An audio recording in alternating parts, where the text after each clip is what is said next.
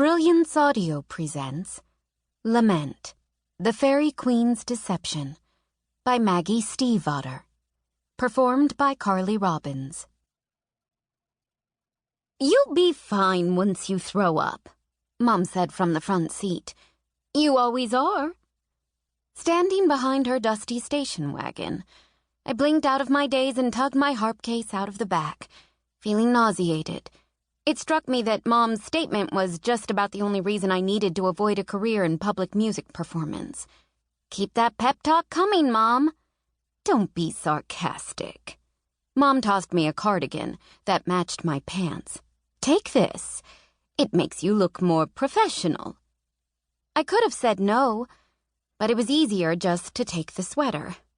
As Mom had already pointed out, the sooner I got into the auditorium and threw up, the easier it would be. And once I got this over with, I could return to my ordinary life until the next time she decided to take me out of my cage. I did refuse Mom's offers to help me carry my harp, though plenty of the other students heading inside had parental retinues. Somehow, it was easier to be utterly insignificant without anyone you knew watching. "We'll park the car, then, and find a seat. Call if you need us?" Mom patted her dove-blue purse, which matched her plunging dove-blue top. "And Delia should be here soon, too."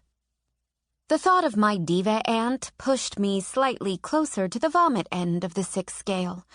"Oh, Deirdre," she would say loudly, "can I help you run through those scales? You really are a bit flat on the upper range." And then I would throw up on her. Hey, maybe that wasn't a terrible plan after all. Though, knowing Delia, she'd probably correct my form. "Deirdre, dear, really.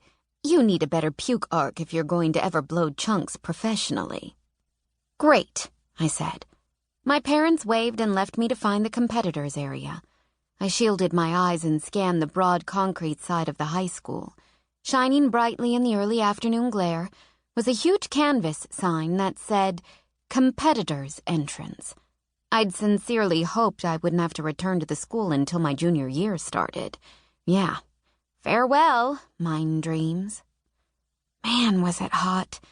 I glared up at the sun, eyes narrowed, and my eyes were drawn to the moon hanging in the sky next to the sun. For some reason, this appearance of the ghost of the moon gave me an odd prickle in my stomach. Nerves of a different kind.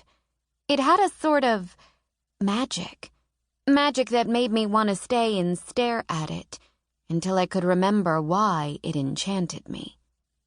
But staying outside in the heat wasn't helping my nervous stomach, so I left the pale disc behind and I hauled my harp over to the competitors' entrance. As I pushed through the heavy doors, it occurred to me that before my mother mentioned it, I hadn't wanted to puke at all. I hadn't even been thinking about the competition. True, I'd had my familiar glassy-eyed, all attention devoted to not hurling look on my face on the drive over, but not for the reason my mother assumed. I had still been lost in last night's dream. But now that she'd brought it up, and with the competition in sight, all was right again with the world and my stomach was a disaster. A woman with 2 chins and a clipboard asked for my name. "Deirdre Monahan." She squinted at me, or maybe that was her normal expression. "Someone was looking for you earlier." I hoped she meant James, my best, only friend. Anyone else, I wasn't interested in them finding me. I wanted to ask what they looked like, but I was afraid that if I talked much, I'd lose my tenuous control over my gag reflex. Mere proximity to the competition area was definitely antagonizing the whole bile thing. "Tall, light-haired woman." Not James, but not Delia either. Puzzling, but not really a priority, all things considered. The woman scribbled something next to my name. "You'll need to pick up a packet at the end of the hall." I held a hand over my mouth and asked carefully, "Where can I practice?" "If you go down the hall past where you get the packet, the big double doors on the—" I couldn't wait much longer. "Right, the classroom's down there?" She wagged her chins. I took that as a yes and walked farther inside. My eyes took a minute to adjust to the light. but my nose operated immediately. The familiar smell of my high school, even without any students nearby, pricked my nerves. God, I was so dysfunctional.